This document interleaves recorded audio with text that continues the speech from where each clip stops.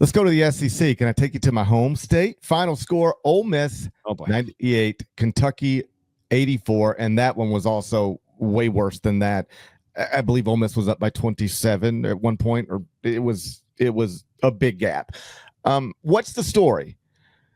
UK has now lost 4-5, or Chris Beard in year 2 at Ole Miss has got that program in position to maybe be a top 4 seed in the NCAA tournament. It's the former, not the latter, in particular, because I point this out in today's court report near my notes and nuggets section at the end. I thought this was critical for the Rebels to win because they had dropped 4 of 5. Then go take a look at the schedule. 4 of the next 5 are on the road, so Ole Miss is going to take more losses. Now, the next 2 are easier opponents. They're at LSU and at South Carolina, but they're still road games. Home to Mississippi State, at Vanderbilt, at Auburn. So 17-6, they stopped the bleeding, and that was good. The Kentucky stuff is the story here. You still got Mark Pope, National Coach of the Year? I would not, and that's how quickly this stuff can change. Literally a week ago, I would have, and right now, I don't think I'd have him in my top 3. Let me look at. I'm going to pull this up real quick right now. So Kentucky was 14-3 on January 17th. It lost at home to Bama on January 18th. I'm going to, you know what I'm going to do? I'm going to. Oh no, I got you. I'm going to sort the data in real time. Already done it. Already done it. January 18th. Yes, I've done it. I've done this exercise. Look at us finishing each other's sandwiches. Okay, right. This is wild. They're number 1 in offensive efficiency in this stretch, even while going 1-4 in this 5-game stretch. They're number 1 in offensive efficiency, and in defensive efficiency, they are 246 in the country. They can't guard anybody. Some of it is Lamont Butler has missed the past 3 games, and he's maybe your best defensive player. But it ain't all that. They are really getting exposed on the defensive end of the court. And what those numbers show you is that they can be the best offensively, but they ain't so great offensively that they can beat good teams playing defense like this. I tell you what, Mississippi put up 1.38 points per possession in this game. Kentucky forced a single turnover. It's atrocious.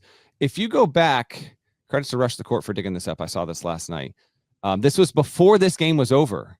So if you go back to Kentucky's splitting in its stats in league play versus the rest of the season, dude, in league play nationally, if you just do what they've done in league, they are 343rd in adjusted defensive efficiency versus what they've done. They are so far and away the worst defense in the conference. It's not, dude, it's not even remotely close. They're terrible on defensive rebounding. They're terrible at turnover rate.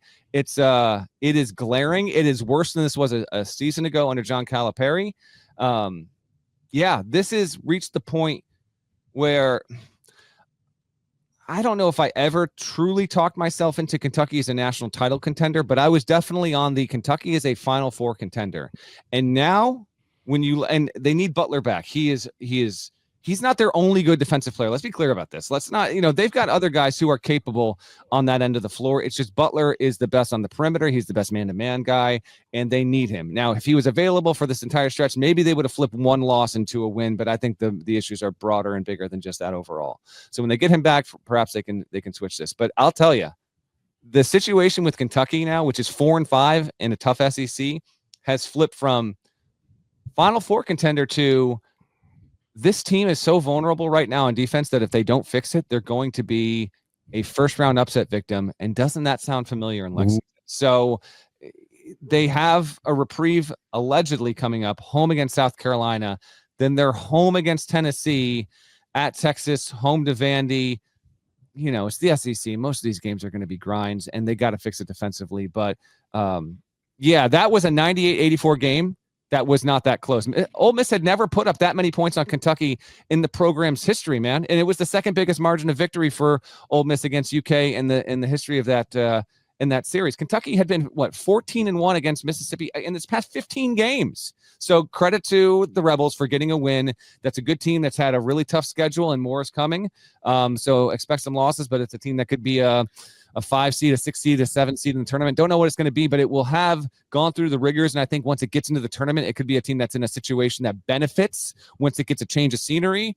But quite clearly, Kentucky's free fall. Can we call it that? Because defensively, it lines up to that, man. I mean, they got to fix something and at least be passable. They're not even passable on defense right now. We got a shot clock ticking. So I don't know what there is new to say about Auburn, but it should be noted, just for the record, that the number one team in the country did get another blowout victory last night over a team that was ranked in the AP poll earlier this season, 98-70. They knocked out Oklahoma. It wasn't Janai Broom's best game of the season, but he had another quality game, and it's just another easy win. Like, don't ever let this get lost, and it's why I would probably vote Bruce Pearl Coach of the Year right now. It's not only that he's got the number one team in the country, they are undefeated in the best conference in the country, and as we've said many times, a conference that could go down in history as the best conference we've ever seen. And Auburn is having zero issues in it. I still expect them to lose at some point, but I've been saying that for like a month, and it hasn't happened yet. So just awesome stuff again.